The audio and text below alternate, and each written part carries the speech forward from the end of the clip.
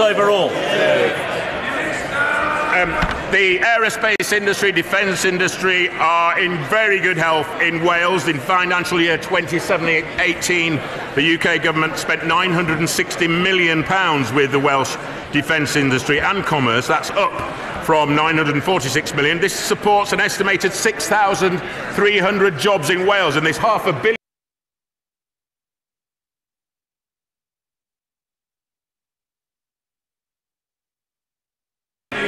Mr. Speaker, will the Minister meet with aerospace businesses like Tritech, Magellan and Solvay in Wrexham to ensure that in the event of a no-deal Brexit, we maximise spend within the UK to benefit our businesses?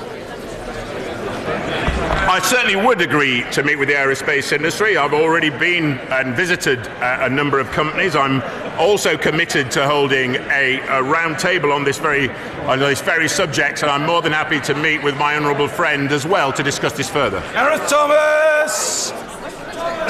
You have a question on the paper, man. Thank you very much, Mr. Speaker. Given the huge challenges that the steel industry and customs, the steel industry and car manufacturers face in Wales as well as in the rest of the UK, even at this late stage, wouldn't it be better if the Secretary of State and the rest of the government committed Britain to stay in the customs union? Mr. Speaker, the honourable member, in raising this issue on the European Union, I would also say voted against the Prime Minister's deal. That makes no deal far more likely. The only way to secure a smooth, orderly exit from the European Union would be to support the Prime Minister's deal when the meaningful vote comes back to this House. Diggy, and he's conscious that he does have a question on the paper, and he can have it. Ben Lake, Mr. Speaker. Minister. I thank the honourable friend for his work on this very important issue. The UK government does not anticipate that RNLI's decision to replace the all-weather lifeboat with the Atlantic 85 vessel will have an impact on their capability to coordinate search and rescue in Cardigan Bay. For his answer, he will be aware that the decision to remove the all-weather lifeboat from Newquay has caused considerable concern in Ceredigion and further afield. Could I ask him to again raise this matter with the Department for Transport and press for detailed reassurances that the removal will not diminish search and rescue capabilities in Cardigan Bay? I'm more than happy to work with them, but not only with the RNLI, but I'm very happy to meet with the honourable gentleman to discuss his concerns to ensure that there is proper and correct lifeboat coverage in Cardigan Bay. Thank you. Order. Questions to the Prime Minister. Mr. Virendra Sharma. Thank you, Mr. Speaker. Question number 1, please. The Prime Minister. Thank you, Mr. Speaker. Mr. Speaker, may I first say that the UK is deeply concerned about rising tensions between India and Pakistan and urgently calls for restraint on both sides to avoid further escalation. We're in regular contact with both countries, urging dialogue and diplomatic solutions to ensure regional stability. We're working closely with international partners, including through the UN Security Council, to de-escalate tensions and are monitoring developments closely and considering implications for British nationals. Mr. Speaker, I understand that Eve Griffith-Okai in your office retires at the end of the week. She has worked for 4 speakers, and I'm sure the whole House will want to join me in wishing her the very best for the future. Mr. Speaker, this morning I had meetings with ministerial colleagues and others. In addition to my duties in this House, I shall have further such meetings later today. Mr. Virendra Sharma. Thank you, Mr. Speaker, and thank you for the initial response. Mr. Speaker, in the face of her total failure to secure the agreement of this House, when will the Prime Minister call time on this farce, extend Article 50 and put her deal versus the Remain to the people? First of all, can I say to the honourable gentleman, I made a statement in the House yesterday and answered 82 questions in the House yesterday on these issues. We will be bringing a meaningful vote back by the 12th of March. As I said yesterday, if that meaningful vote is rejected again by the House, then we would then, on the 13th of March, have a vote in this House on whether or not this House accepts leaving without a deal on the 29th of March. And if that is then, if the House rejects leaving without a deal on the 29th of March, then there would be a vote on a short, limited extension to Article 50. But on his final point, I continue to believe that actually it is right for us to deliver on the result of the referendum that took place in 2016. Julian Knight. Thank you, Mr. Speaker. The 2017 Birmingham bin strike led to mass fly tipping across the borough border in my beautiful town of Solihull. With the threat of another strike ever present, will the Prime Minister join me in urging Birmingham Council to do what often seems beyond it? Be a good neighbour, sort out these strikes, which seem just a taster for what would happen under a hard-left Labour government. Well, can I say to my honourable friend, obviously this is a matter for Birmingham City Council to resolve, for Labour-controlled Birmingham City Council to resolve. Rubbish piling up on the streets because of the failure of a Labour council to get a grip. I think not only does it show what a hard-left Labour government would be like, it also shows all of us that under Labour councils you pay more and get less. Thank you, Mr. Speaker. There is an urgent question coming up on Kashmir, but just to say this, that from our side of the House we strongly support dialogue, rapid dialogue between India and Pakistan in order to reduce the conflict, reduce the tensions and deal with the root causes of it before more lives are lost. I also join the Prime Minister, Mr. Speaker, in wishing Eve a very happy retirement. She's been absolutely brilliant in your office, and over many years of people rushing in and out of your office making totally unreasonable demands, she's always sorted it out. So could you pass on to her the thanks of lots and lots of backbenchers over many, many years? Mr. Speaker, the Bank of England forecasts that growth for this year will be the slowest in over a decade. Does the Prime Minister blame her shambolic handling of Brexit or her failed austerity policies for this damaging failure? Well, can I say to the right honourable gentleman, first I think he should have seen the report that actually showed that the expectation is that we will have higher growth in this country over the coming year than they will have in Germany. But he talks about the economy. Let's just say what we see in the economy under a Conservative government. More people in work than ever before. Unemployment at its lowest level since the 1970s. Borrowing this year at its lowest level for 17 years. And the largest monthly surplus on record. Conservatives delivering more jobs, healthier finances, an economy fit for the future.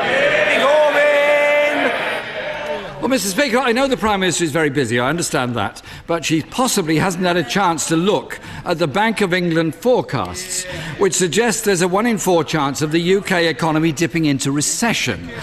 Manufacturing is already in recession. Car manufacturing declined at the steepest rate for a decade, down 5% in the last quarter alone. Honda, Jaguar, Land Rover and Nissan have either announced cuts to jobs or investment in recent months. Does the Prime Minister blame her shambolic Brexit or her government's lack of industrial strategy for this very sad state of affairs? Yes, the right honourable gentleman, I've just explained to him what we see in positives of this under this government in relation to this economy and the consistent growth quarter by quarter that we have seen in our economy under this government. And what do we know would be worst thing for the economy in this country? It would be a run on the pound, capital flight and 1,000 billion of borrowing under a Labour government. Jeremy Corbyn! Mr. Speaker, as manufacturing industry declines, it's skilled, well-paid jobs that are lost. But the Prime Minister is right, there is something that's increasing, and that is the income of the top 5th richest people in this country, which went up by 4.7% last year, while incomes of the poorest fell by 1.6%. With the poorest people worse off, will the Prime Minister now commit to ending the benefit freeze, or does she believe that rising poverty is a price worth paying? Well, perhaps it might help again to look at some of the facts. The top 1% are paying 28% of income tax. That's higher than at any time under a Labour government. Income inequality is lower than that we inherited from a Labour government. And the lowest earners saw their fastest pay rise in 20 years through the national minimum living wage. That's Conservatives building a fairer society and delivering for everyone. Jeremy Corbyn! Some of us cannot forget it was the Conservative Party that so opposed the principle of the national minimum wage from the very beginning. But, Mr. Speaker, the government could perhaps start tackling the scourge of low pay in their own departments. The Business and Justice departments pay some of their central London workers as little as £7.83 per hour. And they've been on strike again this week, hoping to get a London living wage. Could the Prime Minister intervene and make sure they do get the London living wage so they can continue doing their very valuable work for both of those departments?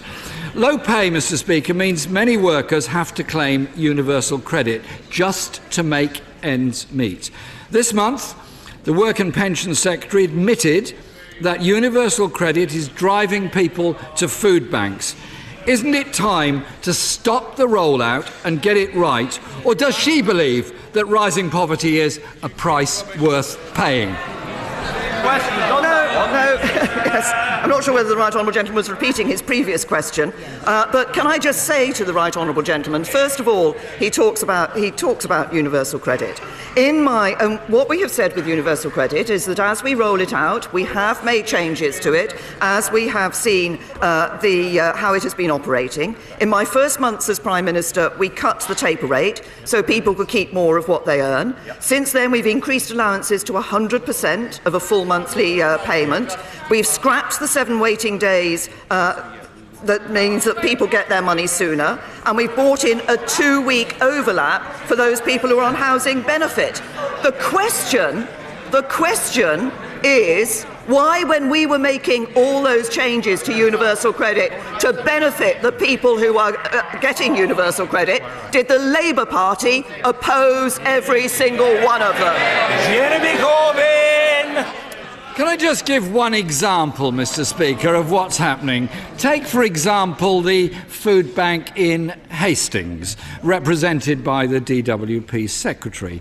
Its demand has gone up by 80% after universal credit was rolled out.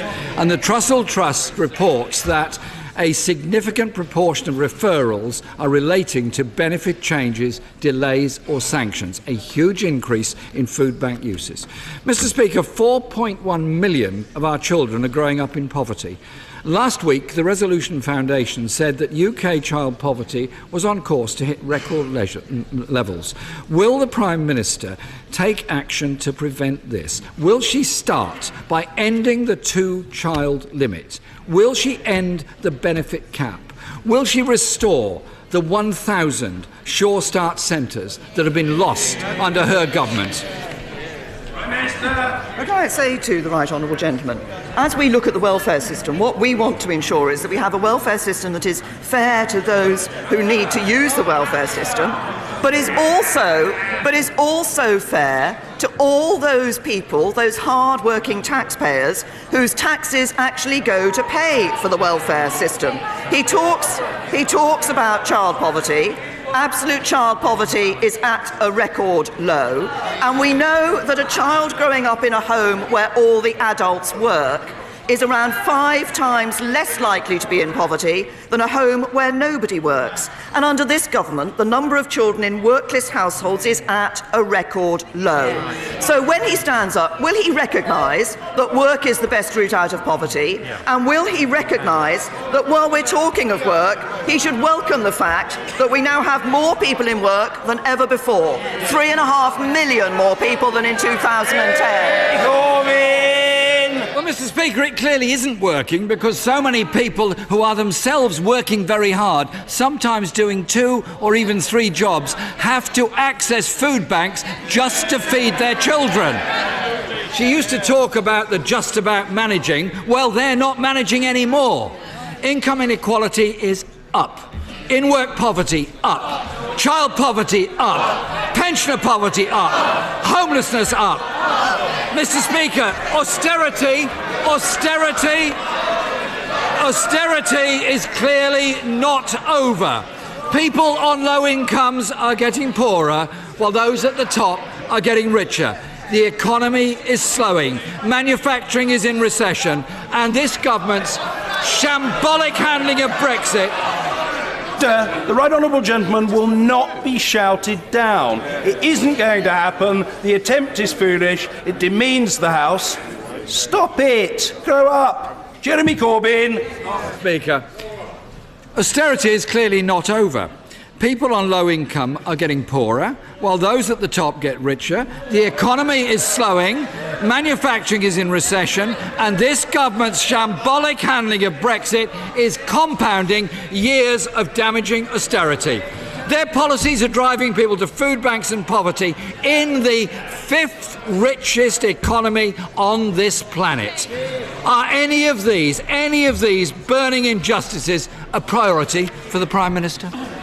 Right honourable gentleman, manufacturing is not in recession. Can I say to the right honourable gentleman that it is not the case. It is not the case of what he says about the lowest earners. As I said earlier, if he'd listened to my answer, the lowest earners have seen the highest rise in their pay for 20 years as a result of the introduction of the national living wage. The national living wage introduced by a Conservative-led government.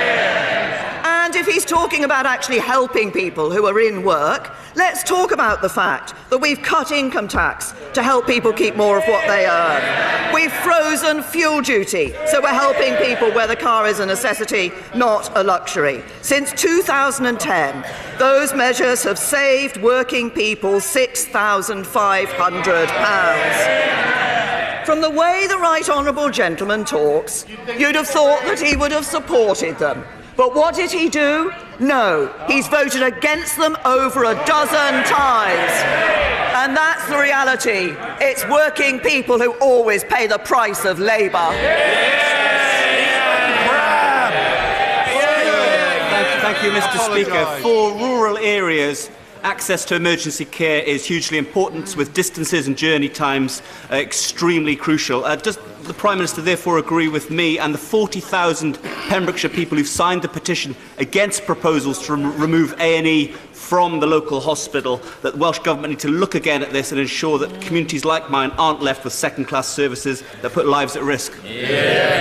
Well, can I thank my right honourable friend for raising this issue? And obviously I recognise when the concern that people feel when they're particularly those who will be living furthest away from the planned new hospital. As he has said in his question, obviously health is a devolved matter for the Labour Welsh Government. But I would urge them fully to consider the impact of these changes on local residents. We want to be able to ensure that people can access the services they need wherever they live in the United Kingdom. Blackford. Thank you, Mr. Speaker. I'm sure the House will want to join me in welcoming the President of the Dutch Senate and the Dutch parliamentarians that are with us. Goedemiddag, hartelijke welkom, dames en heren. Mr. Speaker, 100,000 jobs in Scotland are under threat from a no-deal Brexit. The Scottish Government's top economic advisor has warned that this could create a recession worse than the 2008 financial crisis. The Prime Minister must rule out no deal right here, right now. Why is she still blackmailing the people of this country? The right honourable gentleman might not be surprised if I point out to him that there are only two ways for ensuring that no deal is taken off the table. And it's no good members of the SNP shaking their head or muttering from a sedentary position. They need to face up to the facts. We will not revoke Article 50 because we're leaving the European Union. So the only way to take no deal off the table is to vote for the deal. Ian Blackford. Thank you, Mr. Speaker. I think it will be for Parliament to decide. And of course, there are other options. We can extend Article 50 and we can have a people's vote. Prime Minister, look at the faces of her colleagues. She is fooling no one. Parliament will not be bullied into a false choice of accepting her very bad deal or no deal at all. MPs from Scotland must now decide. Will they stand up for Scotland or will they stand up with the extreme Brexiteers and the Tory benches? Today the Scottish National Party will move an amendment to rule out no deal under any and all circumstances. Scottish MPs can back the SNP or betray voters in Scotland. Mr. Speaker, Will the Prime Minister finally end this Brexit madness and vote for the SNP amendment tonight? Can I say to the Right Honourable Gentleman, he talks about an extension to Article 50 or a second referendum. That doesn't actually solve the problem. That doesn't deal with the issue. The issue is very simple. Do we want to leave with a deal or without a deal? And that's the question that SNP MPs and every other MP will face when the time comes. But then he talks about betraying voters in Scotland. I'll tell him what's betrayed voters in Scotland. As SNP Scottish Government that has raised income tax, so people in Scotland are paying more in income tax than anywhere else in the UK. An SNP Scottish Government that has broken its manifesto promise and raised the cap on annual council tax increases for homeowners. And an SNP Scottish Government that means people are facing the prospect of an extra tax for parking their car at their workplace. And all of that... Order! There is a fest of undignified arm-waving and bellowing, Mr Kerr, from a sedentary position. Calm yourself, man. Take some sort of soothing medicament which you will find beneficial. The Prime Minister... And all of that in a year in which the Scottish Government's block grant from Westminster went up. The real people betraying the people of Scotland are the SNP Scottish Government. James Cleverly! Thank you, Mr. Speaker. Yesterday, we heard of the horrific anti-Semitic attack on an elderly Jewish gentleman in North London. Tonight, honourable and right honourable colleagues from across the House will be breaking bread with the Community Security Trust, a charity that exists to defend against anti-Semitic violence. Will my right honourable friend agree with me that we can never be too blasé about anti-Semitism? We can never be too tolerant of anti-Semitism, and the party opposite can never be too apologetic about anti-Semitism.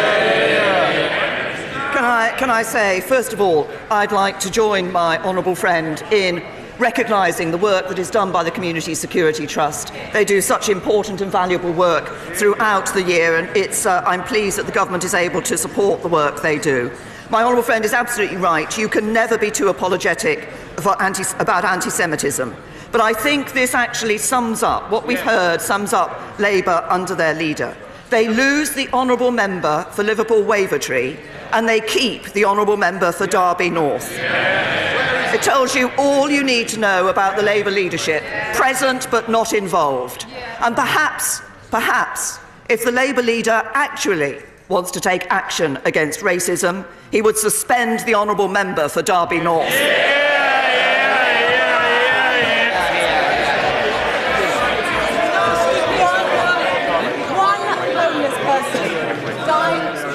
Order. The honourable lady must be heard. Layla Moran.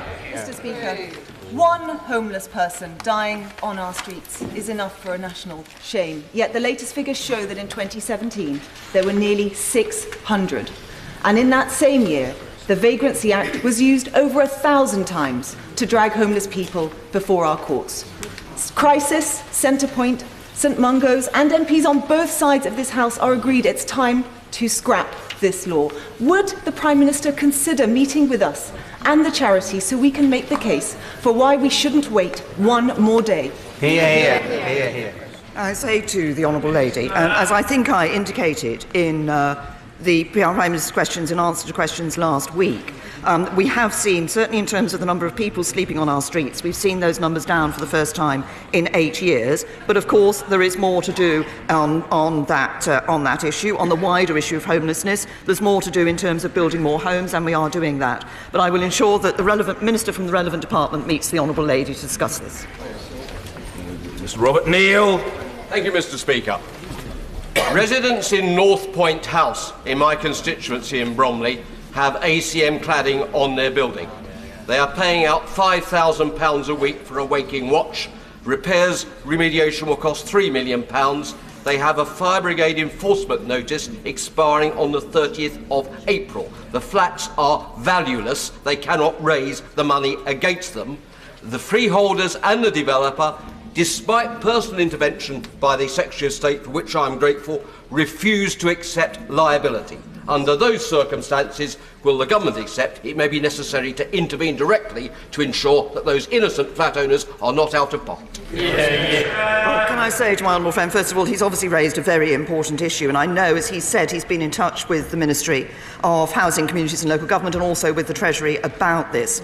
We, as I've said previously, we do fully expect building owners in the private sector to take action, make sure appropriate safety measures are in place and not to pass costs on to leaseholders, and we've written to all relevant building owners reminding them of their responsibilities. They must do the right thing, and if they don't, we're not ruling anything out. I would also point out to my honourable friend that local authorities have the power to complete works and recover the costs from the private owners of high-rise residential buildings. But I'm sure that a minister from the MHCLG would be happy to meet with my honourable friend to continue to discuss this matter to ensure that the residents are given the peace of mind they need by the action being taken. Caroline Lucas. Thank you, Mr. Speaker.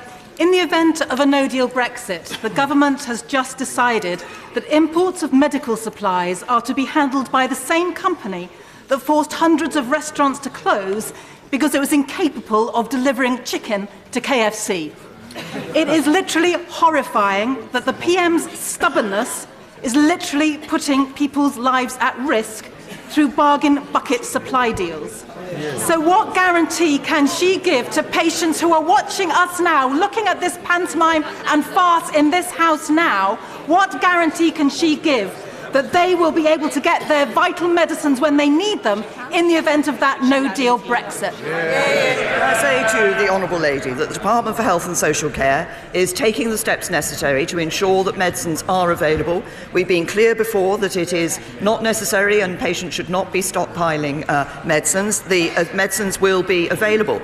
But if the Honourable Lady is so concerned about the impact of no deal, then it's no good the Honourable Lady shaking her head. There is a very simple answer. If she doesn't want no deal, she should support the deal. Robert Halfon.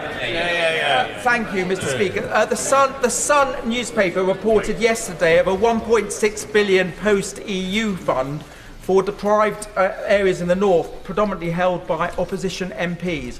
Will my right honourable friend ensure that this fund is available to constituencies like mine in Harlow, where we have significant deprivation and disadvantage? First of all, can I say to my right honourable friend, we will be introducing a fund to ensure our towns can grow and prosper, and the details of this will be announced in due course by my right honourable friend, the Communities Secretary. But I can confirm to my right honourable friend that Harlow and indeed other towns across England will be able to bring forward ambitious plans to help transform their communities. And of course we'll be working with the devolved administrations and working in Northern Ireland to ensure that towns in Wales, Scotland and Northern Ireland also benefit from town deals. Sir David Crosby. As a former shop steward and works convener, I completely understand the need to approach the cliff edge in order to secure a deal. But rational negotiators never go to the edge, hold hands and jump into the abyss.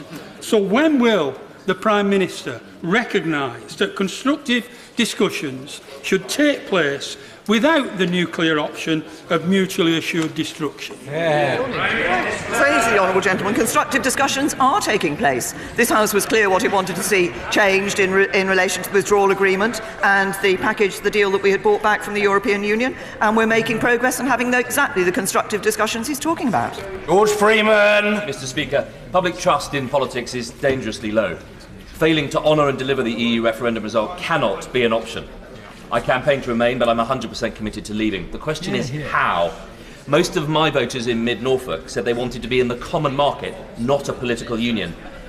Given the clear warnings from the life science and agriculture sectors, key industries in Norfolk, about the danger of no deal, could I welcome the Prime Minister's decision to give this sovereign House the vote and ask that if the House votes against, she'll look at EFTA instead of the backstop, giving us the common market 2.0 that most British voters want. Say to my honourable friend, as I said yesterday in the answer to questions, I think it was in answer to a question from our right honourable friend, the member for Harlow, The first aim of the government, and my first aim, is to bring back a meaningful vote that can command support across the House, such that we are able to leave with a deal. And the arrangements within the political declaration, I believe, have significant benefits in relation to issues such as customs, but they also provide for us to have an independent trade policy and to bring an end to free movement. And my honourable friend talks about trust in politics. I believe those were important elements of what people voted for in 2016, and it's important that we deliver on that. Helen Hayes. Thank you, Mr. Speaker. The Prime Minister previously committed to a meaningful vote on her Brexit deal, but had to be forced by the courts to hold it. She then committed to that meaningful vote in December, but pulled it at the last minute. And when her deal fell, to the worst government defeat in history, instead of listening to MPs, she carried on regardless. So I ask the Prime Minister, what guarantee will she give this House, other than her word, that we will be able to vote to stop a no-deal Brexit before the 29th of March? Can I say to the Honourable Lady, I set out clearly in my statement yesterday, I have repeated it in answer to a question today, the process that the government will follow. We want to leave, the government policy is to leave with a deal. We are working to ensure that we can bring back that deal. She talks about the rejection of the meaningful vote and not listening to Parliament. Actually, the constructive discussions I'm having with the European Union at the moment are exactly about listening to Parliament, because on the 29th, well, it's all very well the Shadow Trade Secretary shouting nonsense. He might not have noticed that on the 29th of January, this House voted by a majority to say what it wanted to see changed in the withdrawal agreement, and that's what we're working on.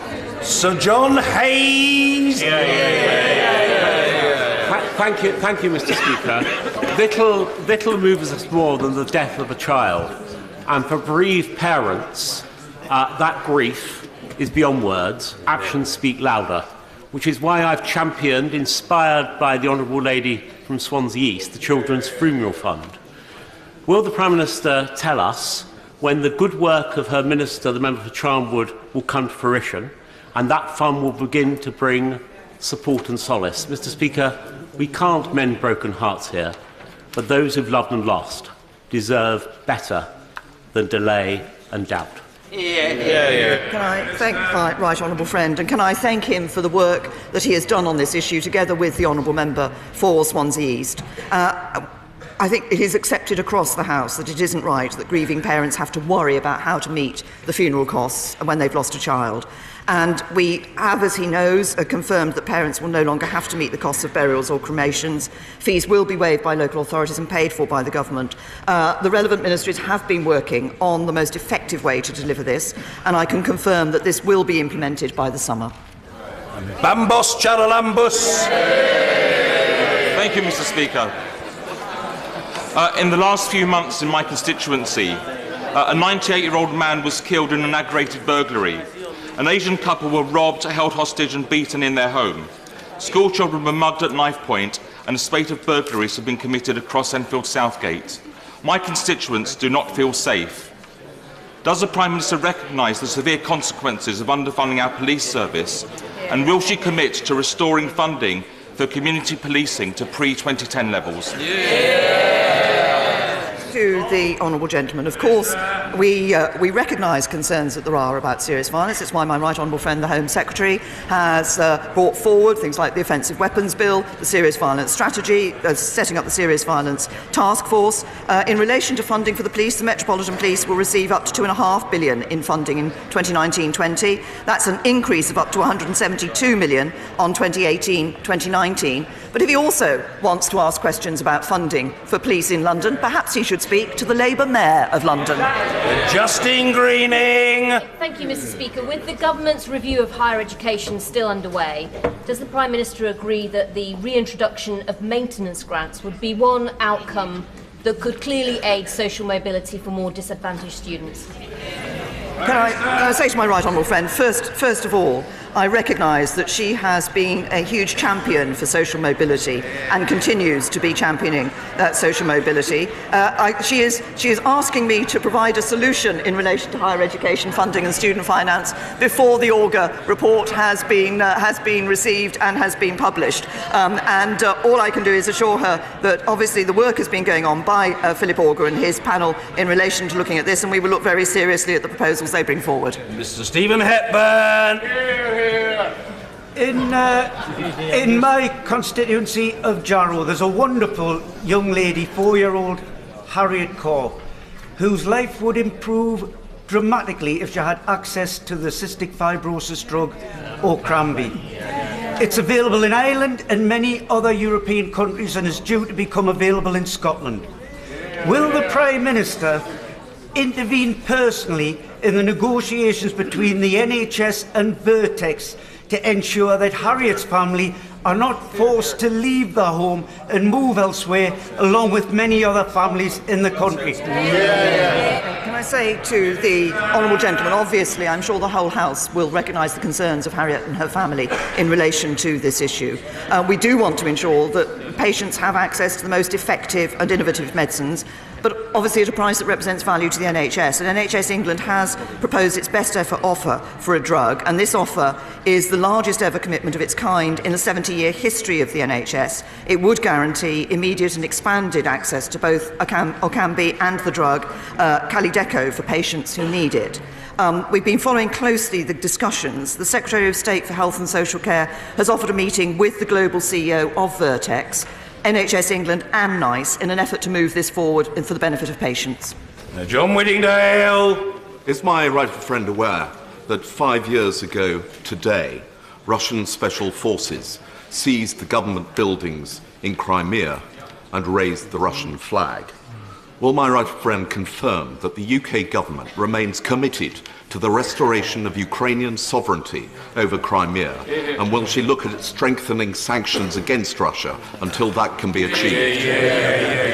I'm very happy to give that confirmation to my right honourable friend. This was an illegal annexation of Crimea by Russia, and we have been doing everything in relation to sanctions that we can to ensure that the appropriate sanctions are imposed that will have an impact. We have been one of the voices around the EU Council table that has been advocating at every stage, not just the rollover of sanctions, but ensuring that as we look at the actions of Russia here and elsewhere, we enhance those sanctions and rightfully put pressure on those who are responsible. Angela Crawley. Mr Speaker, the Scottish Government have used their powers to increase carers' allowance to the level of job seekers' allowance.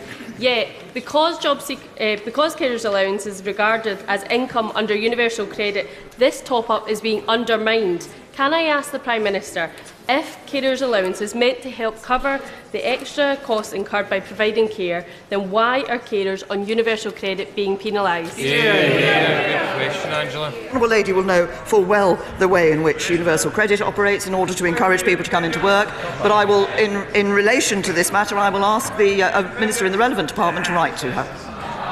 Kapow! Thank you, Mr Speaker. Thousands of young girls, including sadly some from Taunton Deane, are purchasing so-called quick-fix diet and detox products, often endorsed by celebrities on social media, and these celebrities can be paid thousands of pounds for doing this. NHS chiefs say that some of these products can have highly detrimental health effects and are heaping work on our mental health services. So in Eating Disorder Week and following the excellent Westminster Hall debate by my right honourable friend this morning from Angus, would the Prime Minister agree with me that this irresponsible and unsafe endorsement of these products should be addressed? Can I say to my honourable friend, she's raised a very important issue, and I'm sure all members of this House have had constituency cases where they've seen the impact that eating disorders can have on individuals, but also on their families and friends, and that impact can be devastating. Obviously, the government has been taking steps over the last few years. We've invested £150 million, we announced that in 2014, to expand eating disorder community-based care for children and young people, and as a result 70 dedicated new or extended community services offer care. But my honourable friend has raised a very important issue, which is about how young people may be encouraged to take products because of their celebrity endorsement, and the celebrities who are doing that should think very carefully about the impact that these products can have in having that effect of eating disorders, which devastates these lives. Mr Nigel Dodds. Mr Speaker, the Prime Minister and indeed the entire House knows the conditions under which her withdrawal agreement will have a majority. And the whole House and indeed the country now knows that as a result of yesterday's events, the prospects of the Prime Minister being able to achieve the necessary changes have been undermined and her negotiating position has been weakened. I mean, that's the reality of the situation.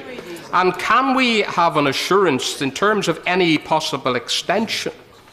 And I'd be interested to know what the Prime Minister thinks the purpose of the extension would be. But can we be assured that she will continue to focus on getting those legally binding changes? And hopefully during any future negotiation she will not be undermined in the way that she has been so far. Can I say to the right honourable gentleman, first of all, we are continuing to press for those legally binding changes. Those are the discussions we've been having with the European Commission. It is what I have spoken to every European Union leader about over the last 10 days or so. It's what I was speaking to people about at Sharm el-Sheikh over the weekend as well. He talks about the extension to Article 50. Can I be very clear again? The government doesn't want to extend Article 50. The government's policy is to get the legally binding changes so a deal can be brought back to this House and this House can support the deal and we can leave on the 29th of March with a deal. Dan Main. Thank you very much, Mr. Speaker. Unlike some ministers who cannot normally take the view of the Prime Minister as being her word and being binding, I do take the Prime Minister's word as being binding. Can I ask that the Prime Minister reiterates our manifesto commitment to leave with a deal or to leave with no deal? And that is our commitment. Can I say to my honourable friend that indeed we have, and I've always said no deal is better than a bad deal. I think we've actually got a good deal from the European Union. It provides for citizens' rights, it provides certainty for business with the implementation period, it ensures that we have in the political declaration the arrangements for customs in the future for no tariffs, no quotas, no rules of origin, and it covers a number of other areas that I think will be positive, will indeed be positive for this country. There is an issue that the House wants to see changed. That's what we're working on in relation to the Northern Ireland backstop. I want us to leave with a deal. I want to be able to bring back a deal that this House can support. Mary Rimmer. Thank you, Mr. Speaker. Violet Grace Ewins was walking home from nursery with her grandma on March 24, 2017. She was hit by a stolen car driven erratically at 83 miles an hour in a 30-mile zone. The driver and his accomplice immediately left the scene, the driver absconding the country. Tragically, 4-year-old Violet Grace died in her parents' arms the following day, and her grandma suffers with life-changing injuries. The offenders have since been sentenced to tariffs that do not fit the gravity of the crimes. In October 2017, the government published the response to the consultation on driving offences and penalties relating to causing death or serious injury and confirmed proposals to increase the maximum penalty for causing death by dangerous driving from 14 years imprisonment to life, along with other tariffs for serious driving offences, and stated that government would bring forward proposals for reform of the law as soon as parliamentary time allows. Today, after just 1 week, the public petition Violet Grace's Law stands at more than 74,000. The government is repeating the same response. Order. This is a matter of the utmost sensitivity. I respect that, and that's why I'm allowing the honourable lady to go way beyond the normal length. But she must now put a question with a question mark. One sentence to wrap it up very well. Thank you. Mary Rimmer. Prime Minister, when does the government truly intend to bring the proposals for the reform of the law? Can I say to the honourable lady, first of all, I'm sure that the feelings of the whole House will be with Violet Grace's family at this terrible tragedy that has occurred. And I know from a constituency case that I had the concern that parents and family members and others have when they see somebody who has caused a death in this way by their driving being sentenced to a tariff which they feel is less than it should be. The government has taken this very seriously. That's why we've had the consultation, and we will indeed bring forward our proposals when parliamentary time does allow. But I will ask a minister to meet with the honourable lady to discuss this matter with her. Thank you. Mr. Peter Bone. Thank you, Mr. Speaker. I don't know whether you were as surprised as I was yesterday, but yet again the media had verbatim reports of the Cabinet meeting straight after. In fact, they referred to colleagues in front of me as kamikaze pilots. Prime Minister, to sort this issue out, would it just be easier to televise cabinet meetings?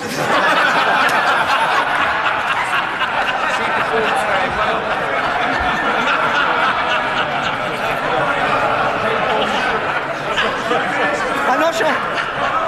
I want to hear the Prime Minister's answer. This is a very important question. Let's hear the answer. The Prime Minister. Can I say, Mr. Speaker, I wasn't sure when you were doing a thumbs up when that was, after that question, was whether that indicated that you had a view on the televising of cabinet meetings or not. Can I say to my honourable friend, he has tried various ways to approach this issue. I seem to remember last time he asked me this question, it wasn't about televising cabinet, it was actually about sending his CV in to be a cabinet minister. Perhaps these are linked. Perhaps he wants to sit round the cabinet table and be on the television all the time. Well, we never knew that the honourable gentleman, the member for Wellingborough, had such ambitions, but maybe it lurks within him, who knows. For my own part, I was merely acknowledging welcome and friendly visitors to the House. Order.